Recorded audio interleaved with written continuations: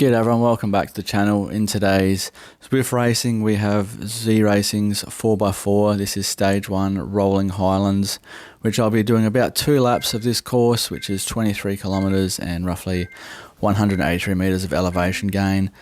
Cat C group today with a racing score of roughly 400 at the moment, so we will see how we go. We've got about 20 riders in the group. For the most part it's going to be a sprinter's race, and for me it's just mainly conserving energy and staying with the lead group and getting to that final sprint in a good position.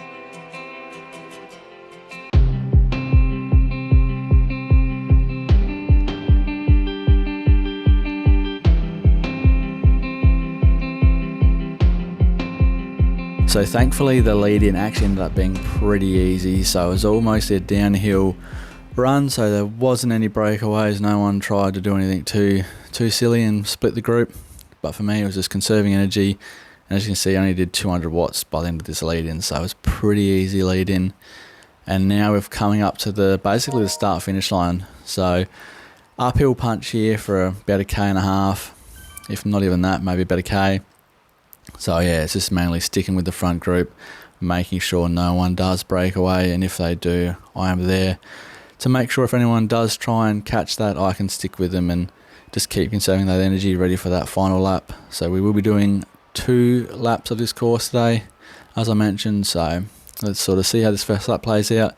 There is a bit of a corkscrew later on, but for the most part it should be pretty easy. I can just sit in the wheel and get ready for this finish sprint. So as soon as I mentioned that there's not going to be any breakaways, straight away under the start finish banner here we've had 2 guys off the front, and I've just caught up to the 2 guys that are leading the peloton here, so sitting third wheel in, just sort of sitting there conserving.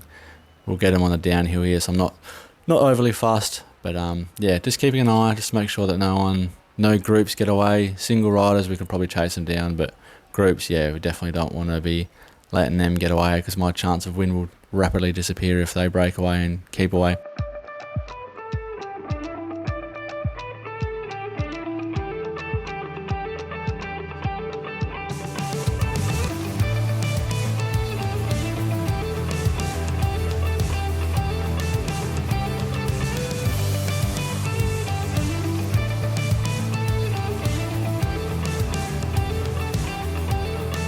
So we've had a single rider break away now, and again this is going to be a trend I think, especially with these sort of slow climbs here, 2, 3, 4% climbs, nothing too major, but yeah, letting him go, not too fussed about chasing him down at the moment. Still got a big strong peloton here that'll be able to get him on the downhill sections and especially into that sort of corkscrew later on, so yeah, we'll let him go, see what happens, and we'll get him later on.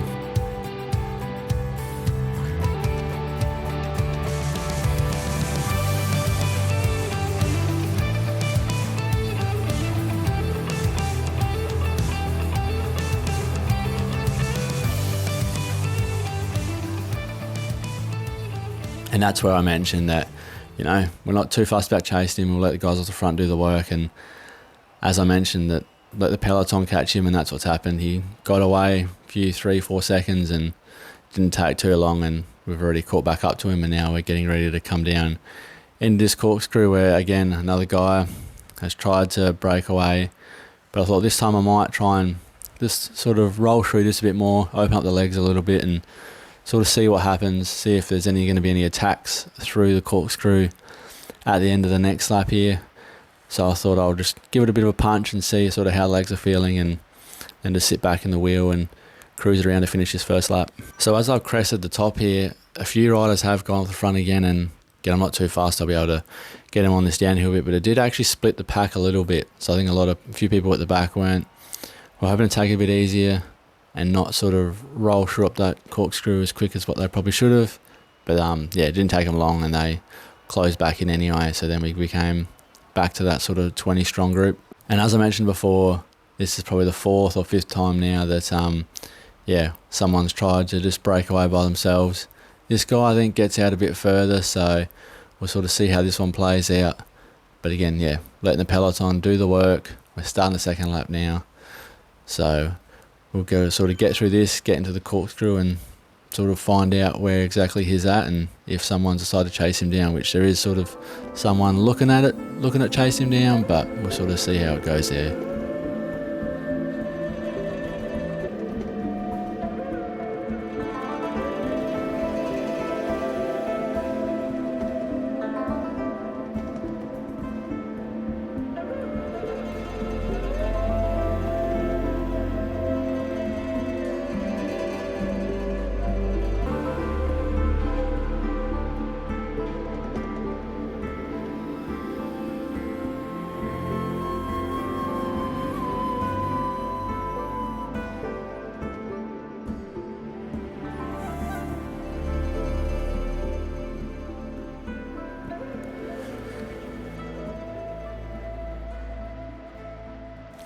So we're now 32 minutes into this one, and we are coming into that corkscrew now. So that rider is still about 6 seconds up the road here. So, but the biggest thing is we're coming down through this downhill section into a corkscrew sort of little climb, and then corkscrew kicker, I guess, probably not really a climb.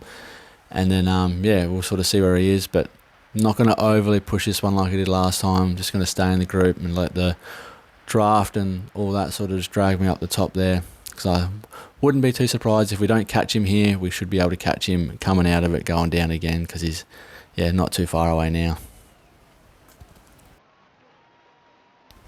And just like that, again, as I was sort of hoping that we were going to have the momentum to get up that climb a bit quicker than him, and we've caught him in, and now we've only got about 1.5 k's to go, so it's all about getting ready, getting in position, making sure I'm a bit more towards the front, and then, yeah, we will be in a box seat for a sprint here. So hoping that the legs are feeling pretty good, and we'll get into this final K now, and I'll let it sort of all play out, and yeah, let's see how we go. It's all about positioning here.